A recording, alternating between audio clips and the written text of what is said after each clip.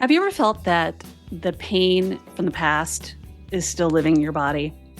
Or maybe it's in your back, or it's in your breath, or even in some way, it's in the way you move through life and the world? Well, my guest today knows the story all too well. Rachel Krentzman, she grew up in a Jewish Orthodox family, the daughter of a rabbi, following every rule to a T until her father's arrest. And that shook her entire foundation. And what followed was years of untangling the trauma and the self doubt, and ultimately discovering her own path to healing through yoga therapy and compassion.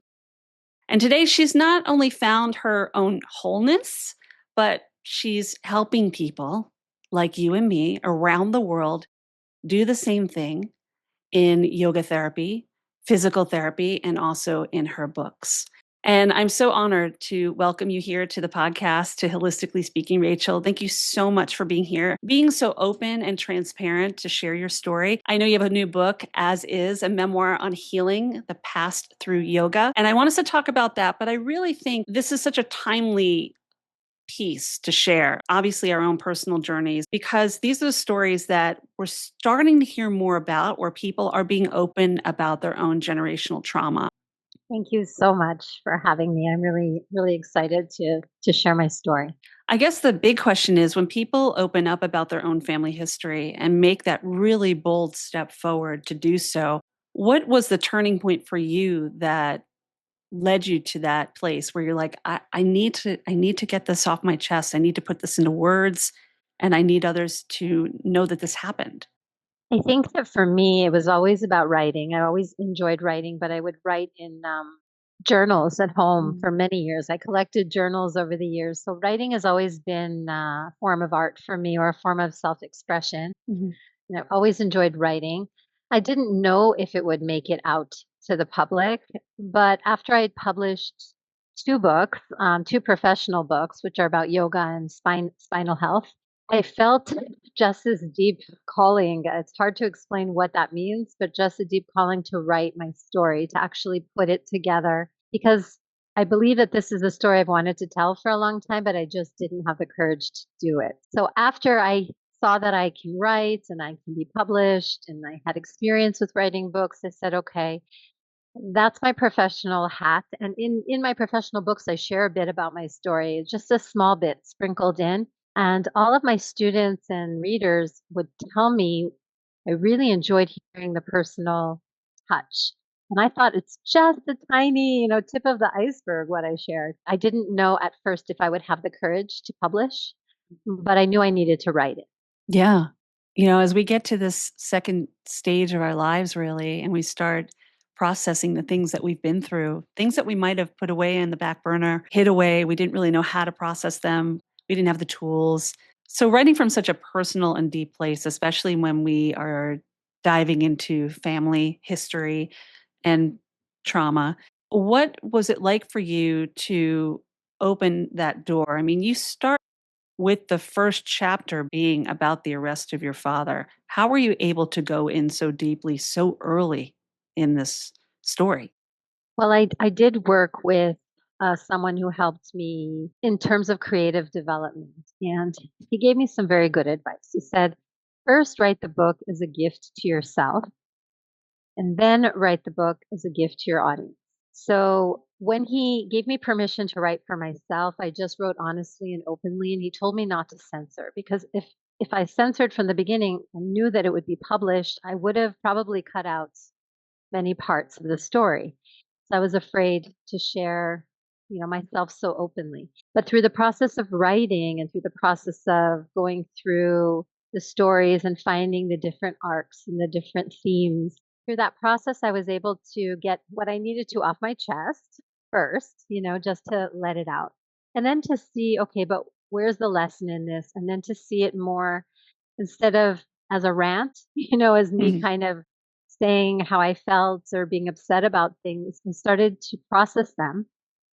And then when I shared it with the audience, I thought, what can we learn from this? After that, I had the courage to share it. Whereas in the beginning, Yes, it was very hard to imagine strangers reading my story because I am very personal in the book and I do open up. Another thing that really encouraged me is that, I felt most of my life that I was not able to be authentic. In my upbringing, I had to always put on a smiley face and look good on the outside. And really, what was going on the inside didn't matter. That was the message that I got growing up. I really wanted a corrective experience. I wanted to say, you know what, this is the truth. This is what happened and not to care. Mm. I think I really needed that. I really needed to just be honest. Yeah. So you said your father's no longer here. How has this been an impact on the family around that? The other people closest to you? Mm. I went through a long process with that because that was the biggest fear in writing about my family and writing about the difficult relationships, with my parents. I had conversations with my siblings. I had conversations with my kids. I eventually, um, later on, after I saw that this book was actually going to be published and that it was turning into a story, it took me 10 years to write the book. And only in the last year did I approach my mother and talk to her about it.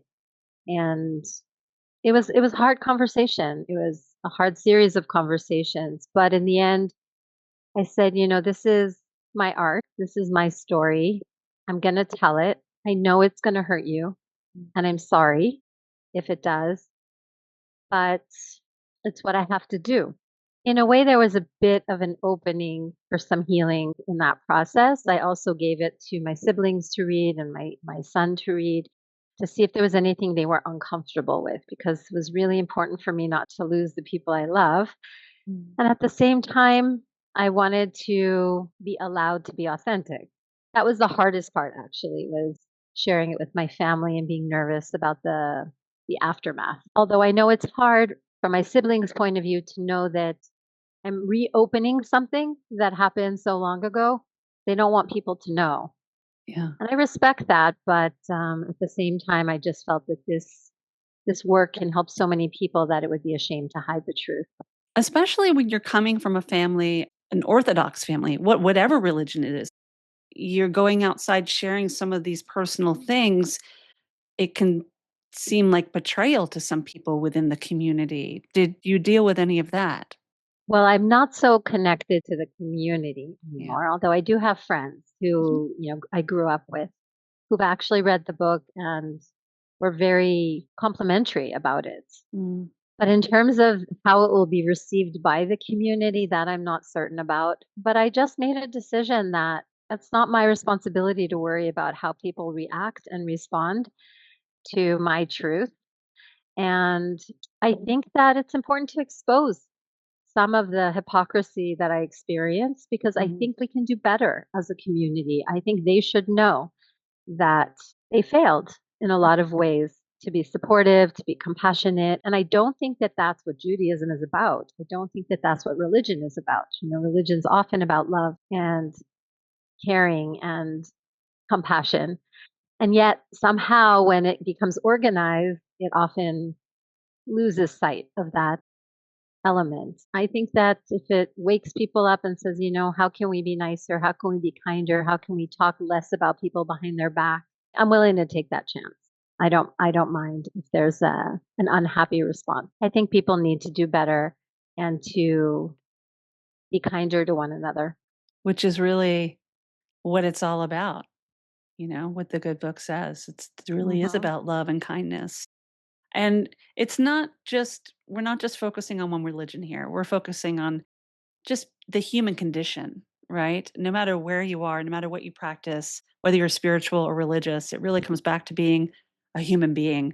I know with you sharing a little bit about how this book comes about, I imagine those who are tuning into Holistically Speaking are very curious about the actual story that led to this. What was it that led to the arrest with your father? Well, that's really a big question because no one knows exactly what happened. And I didn't get the answers that I was looking for. I have some guesses, and in the book, I kind of illustrate a little bit about what I think happened or what I think maybe led to this downfall, to led to an upstanding rabbi community leader, kind of going down the path of crime.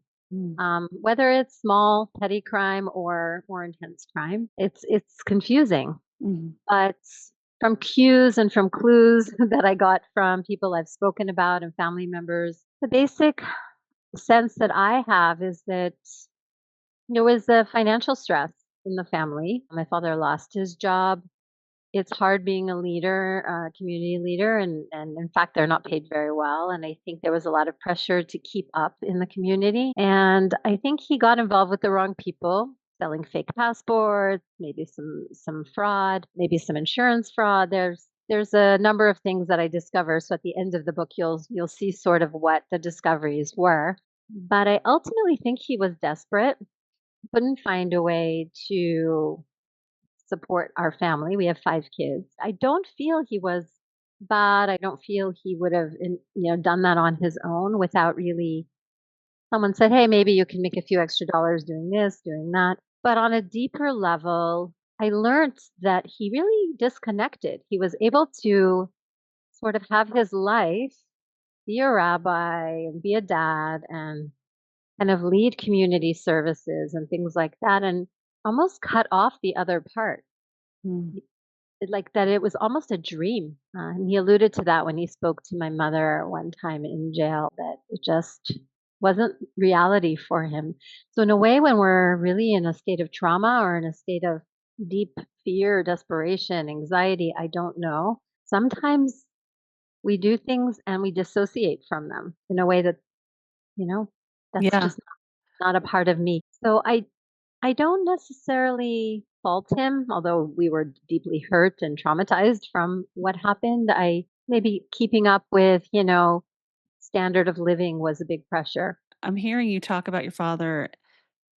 I don't want to say the word is delicate, but coming really from compassion and kindness. I'll say that you're definitely coming from a place of compassion and kindness, even though there was hurt involved. Would you say that even though it's your understanding that your father did this because he felt he had a family to take care of? I mean, the dissociation definitely is something to consider when we don't really process and think what the outcome could be.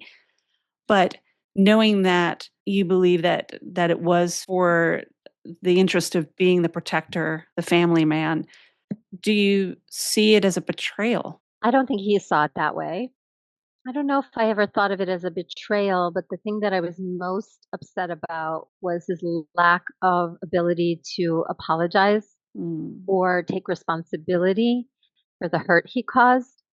So maybe he didn't think out the consequences, but yeah, once they happened, the thing that was most painful was not what he did, because it was clear he was sort of a smaller fish in the sea of criminals. He wasn't right. leading a mafia. He did some things and he got caught, Mhm.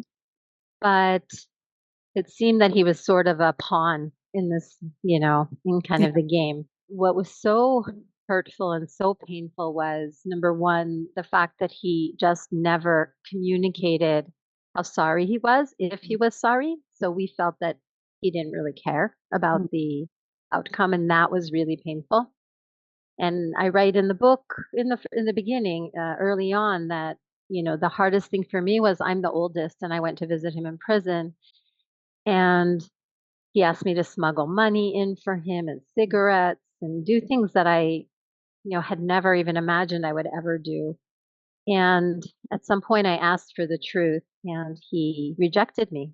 He told me that he never wants to see me again. It was in that moment that I felt that if I ask for the truth, then I'll be rejected. mm, Kind of a lesson that I learned. And that was the hardest part. Not the betrayal, not the action, the lack of compassion and consideration for everything he put us through. There was just nobody there to talk to. yeah. That was How the most hurtful. how old were you when this happened? I was early 20s. Okay, and still, even as an adult, we're still always somebody's child, Yeah. right? And, a girl needs her daddy.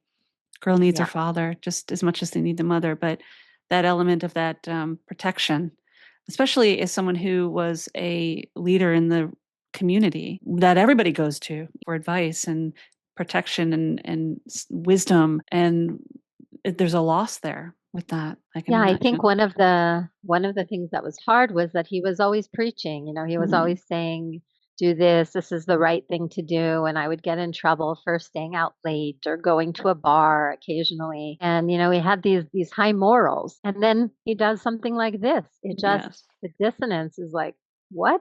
Yeah. You're upset because I went out and stayed out past midnight one night, but I hadn't Right. done anything wrong." So it was really hard to reconcile that. Yeah. Yeah. So, being in yoga, I want to segue a little bit and Mhm. mention the book as is. This is a memoir on healing the past through yoga. Yoga is a big part of your life. Was it a big part of your life back then, or was it something you found in the Mm. healing? So I did not practice yoga. I hadn't found yoga at that point. And the book is divided into three parts. So there's a part which is when I lived in Montreal, a part when I lived in San Diego, and then a part when I moved to Israel. Mhm.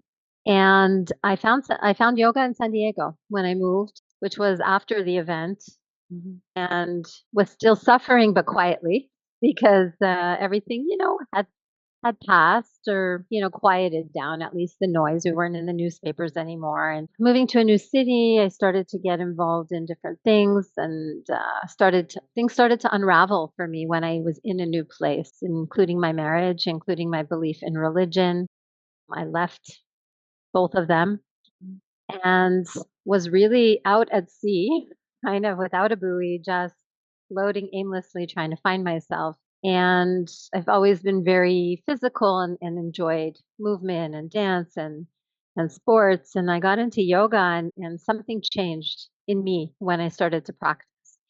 Something kind of fell into place. And I said, there's more to this than just the physical.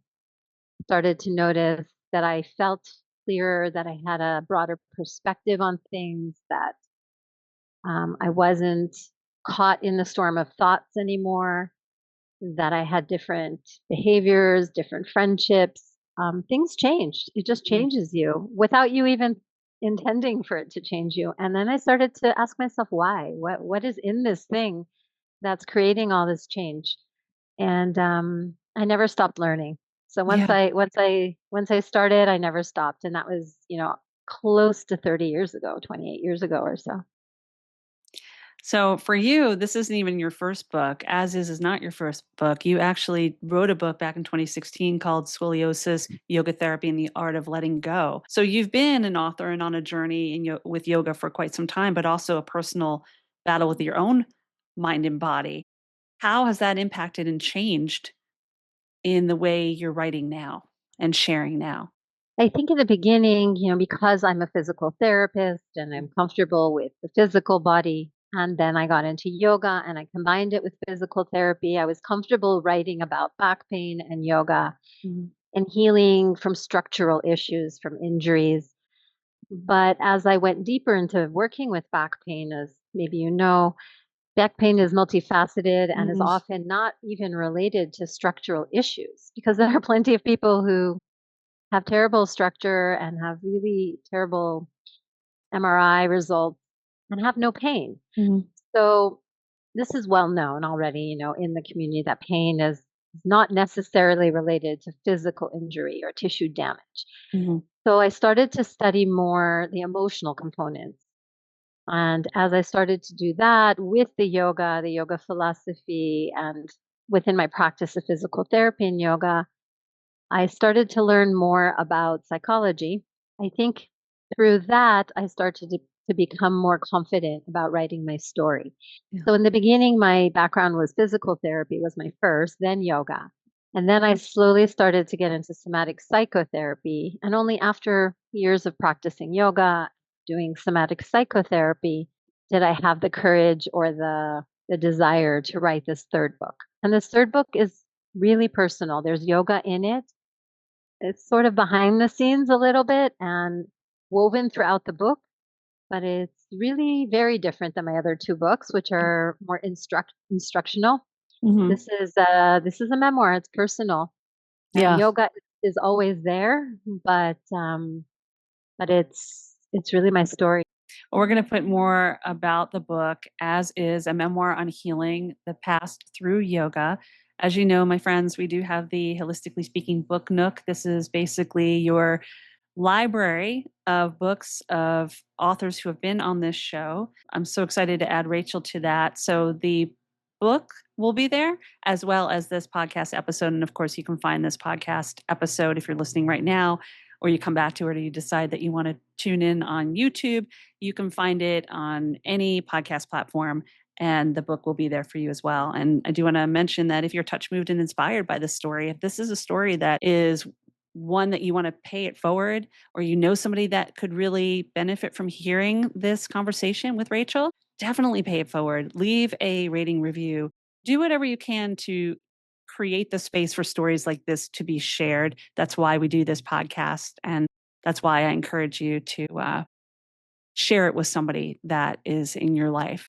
On that note, I do want to share that, Rachel, you've been so open and honest about your journey, which is always a hard thing to do when you're like putting it all out there on the table, especially when you're from a family that wouldn't normally do that. But we protect our space, protect our tribe and our communities. So walking away from all of that, what is your hope going forward with this book and just your own life? Well, my hope in moving forward is that people are inspired by by the courage it took me to share this story, and that they will not be afraid to share theirs, whether it's Mm. in the form of writing or even with people that they care about and love or just close friends, that there's no shame in difficult things happening and in all of our journeys. And I hope personally to let go, to keep letting go, to keep shedding Mm. these layers that hold me back from really being the best person I can, the best teacher I can, and the most compassionate person Yeah, I it's can be. beautiful. Curious how you came up with the title as Mm, is. I love yeah. that because, I hear that and I think like buying something in the store and you get it as is, that's it. And I'm wondering if that's where you went or if it has a totally different meaning. It's funny because I actually didn't have a title for the book for 10 years. I had titles. I just had a few, but they just didn't feel right. So I had one title, then I changed it, then I changed it again, changed it again. And I was in Cyprus recently. It wasn't that long ago, maybe 6 months ago, 8 months ago, something like that. And was trying to really think, what is the title for this book? Because I wasn't happy with it. Yeah. And something about it just came to me that it embodies everything I was trying to say, which is, first of all, take me as I am. Hmm.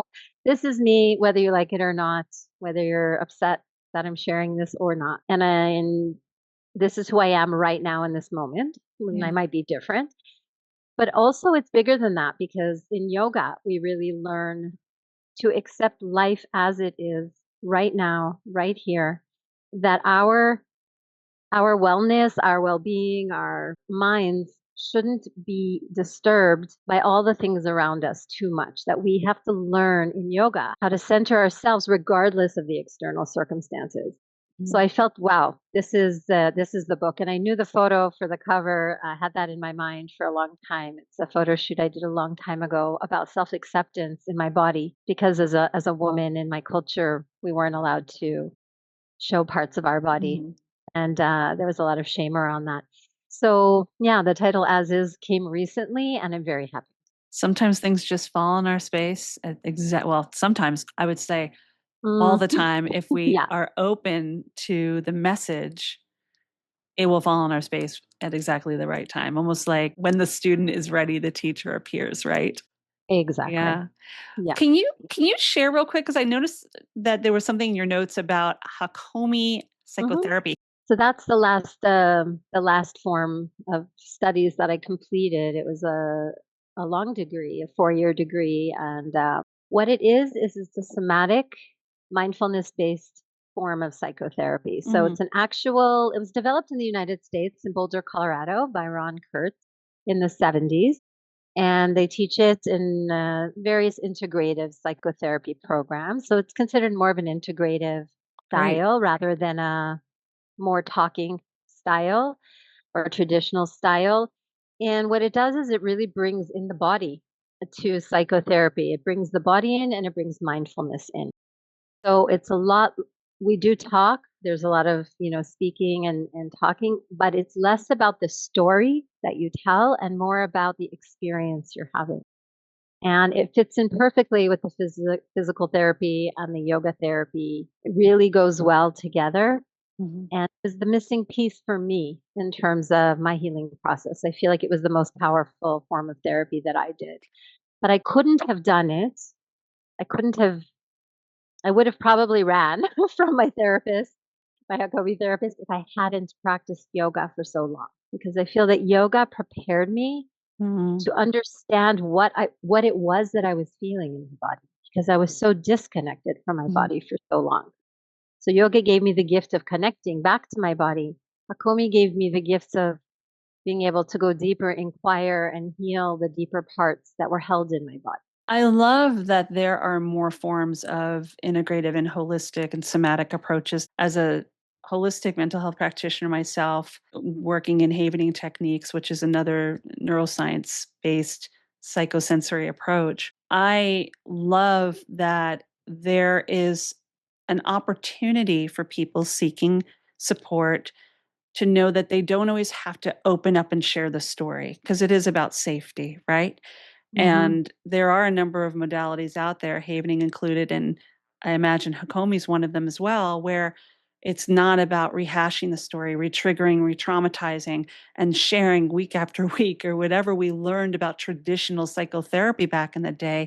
It really is more of the experience and even allowing the space for that person you're supporting to be the detective in their own case so that you're not taking away their agency. Yeah?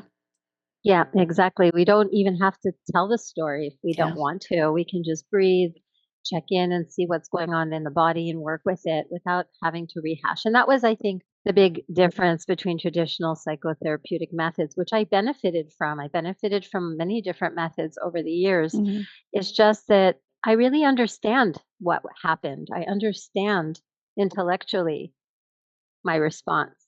I Mhm. get it, but I still couldn't control the feelings or impulses or, the storm of emotion.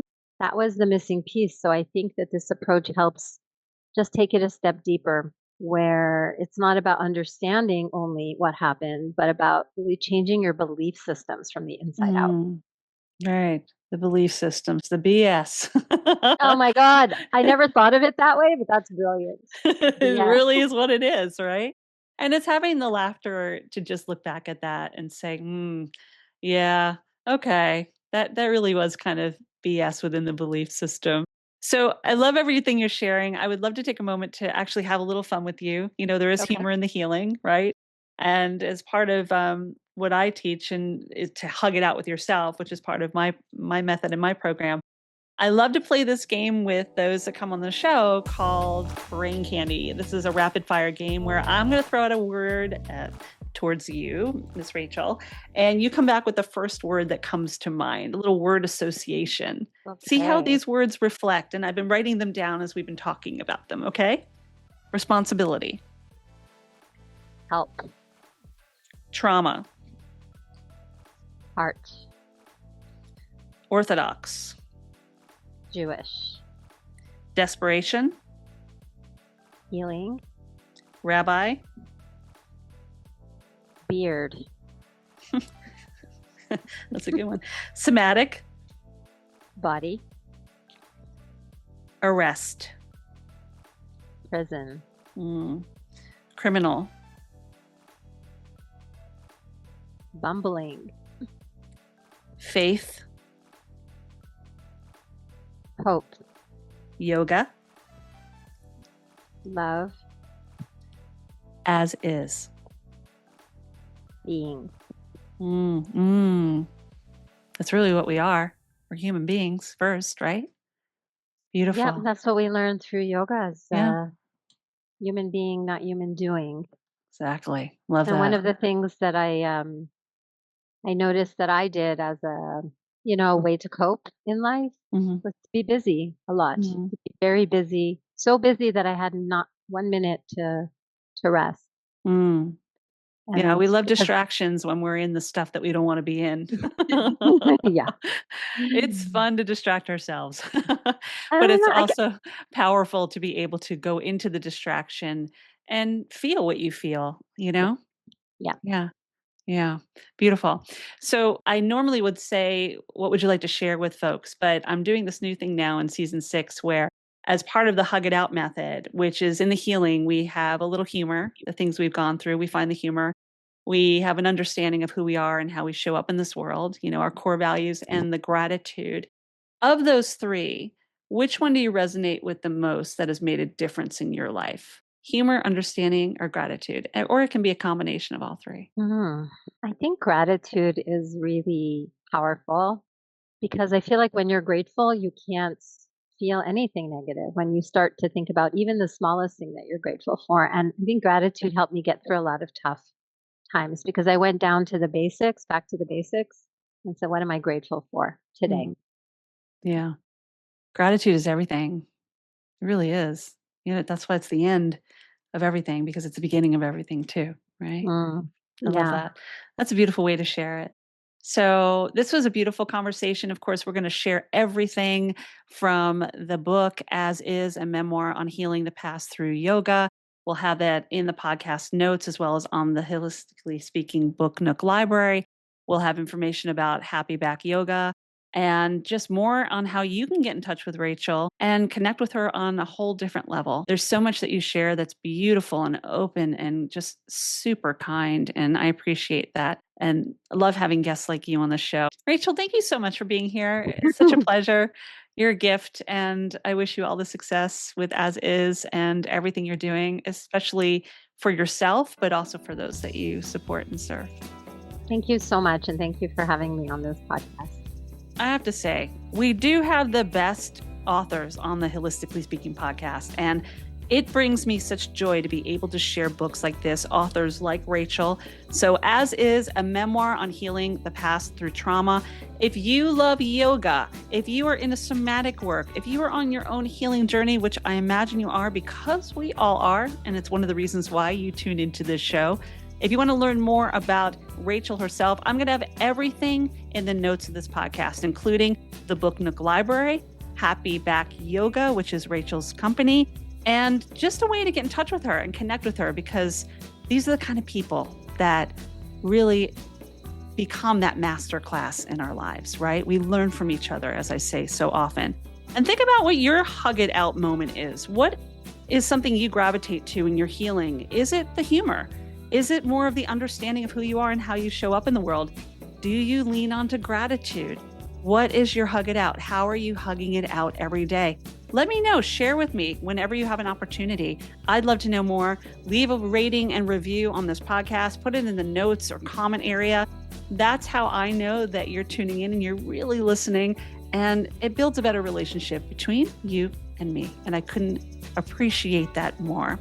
And of course, if you want to learn more about other somatic healings and neuroscience-based ways to be kind to your mind, I share so much about havening. I mentioned it here on the podcast briefly, but that is a neuroscience-based approach that changes your thoughts, moods, behaviors, and habits and how to be kind to your mind. A simple, nurturing touch sometimes is all we need to remind ourselves that we're safe and we are loved. And all I can say is that I appreciate you. It's so great to be back in this space.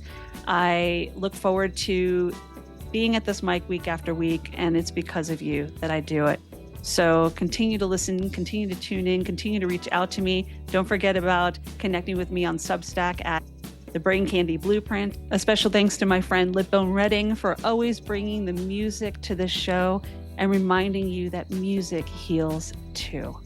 And as always, remember that healing is a lifelong journey and is one that you should be proud to be on. I know I'm proud of you. I love you. I believe in you. And I'm sending hugs your way. Be well, my friend.